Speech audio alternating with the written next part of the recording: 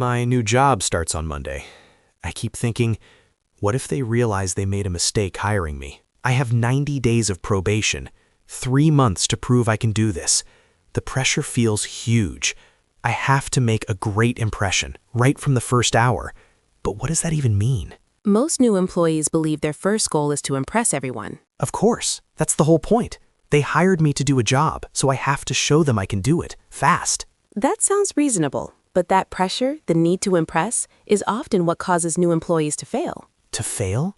I thought trying hard was how you succeed. Trying hard to do what? When you walk into a new company, you don't know the rules, you don't know the people, you don't know the real problems. Trying to impress people in that situation is like trying to win a game without knowing how to play. So I should just do nothing? That feels even worse. Not nothing. Your goal is different. For the first 90 days, your main job is not to perform, it's to learn. The pressure to perform is a distraction. The focus on learning is a strategy. A strategy?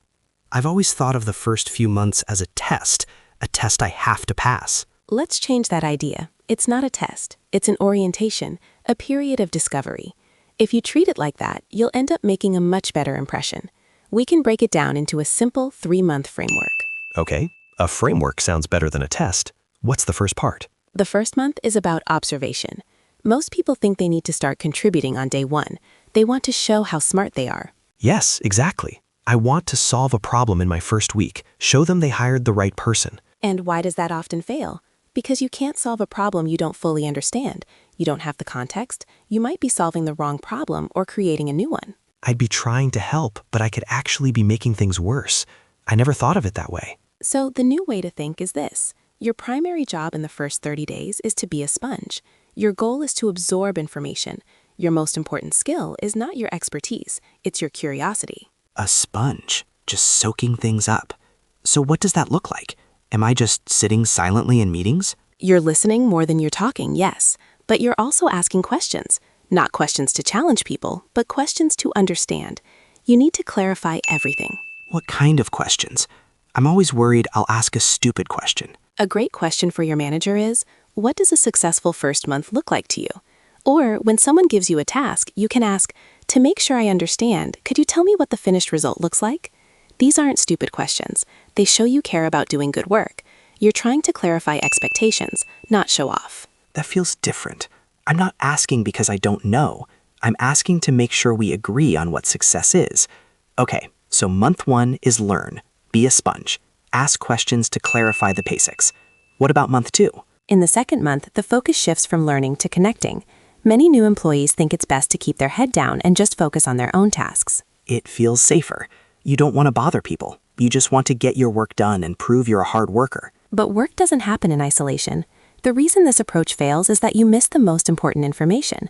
You don't learn how your work affects other people or how their work affects you. You stay on the outside. You feel like the new person for a long time. Exactly. So the new way to think is, my job is to understand how the team works as a system. Who depends on my work? Whose work do I depend on?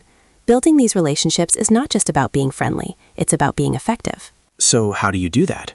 I can't just go up to people and ask them to be my friend. You can schedule short 15-minute meetings with key team members, not to ask for something, but to learn. You can say, I'm new to the team and I'm trying to understand how everything fits together.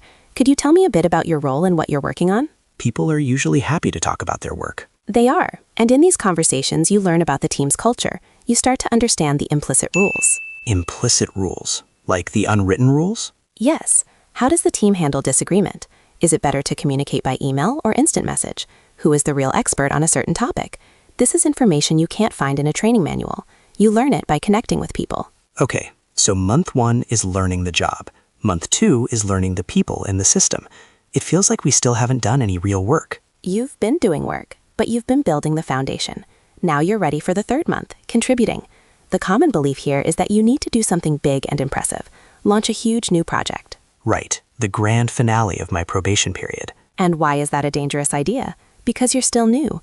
A big project has big risks. If it fails, it can damage your reputation before you've even built one. I'd look like the new guy who came in and broke everything. So the better way is to focus on small wins. Your job in month 3 is to find a small, visible problem that you can solve, something that helps your manager or your team. This is where you can show some initiative. Initiative. So finding something to do without being told. Exactly. But it's not random. It's based on everything you learned in the first 2 months. Maybe you notice that a weekly report takes someone 3 hours to create, and you know a way to do it in 20 minutes. That's a small win. It doesn't disrupt anything, but it makes a real difference. And it shows I was paying attention. It shows I understand the team's problems. It shows you can add value. You're not just taking instructions anymore. You are actively improving the system. For example, a student in an internship noticed that the team was always searching for the same files. He took the initiative to create a simple, organized guide with links to all the important documents. It took him 2 hours. And everyone probably loved it. It saved everyone time and frustration. It was a small contribution, but it had a big impact.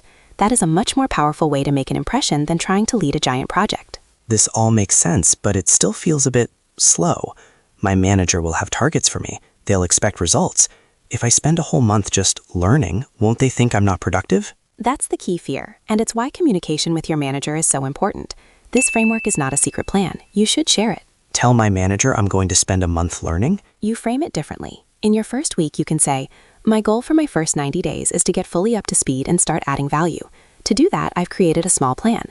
For the first month, my focus is on learning our systems, understanding your expectations, and meeting the team. For the second month, I want to understand how my work connects with everyone else.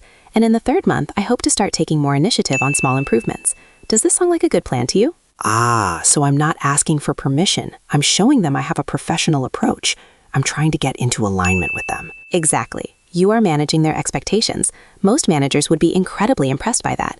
It shows you are thoughtful and strategic. You are creating alignment from day one. You're not just waiting for tasks. You're building a partnership. And by discussing the plan, I can clarify what they actually expect. Maybe they do have a small project they want me to start right away. And that's fine. The framework is flexible, but it gives you a structure for your thinking. Instead of feeling overwhelmed with the need to impress, you have 3 clear goals. Month 1, learn. Ask questions to clarify the basics. Month 2, connect. Understand the implicit culture of the team. Month 3, contribute.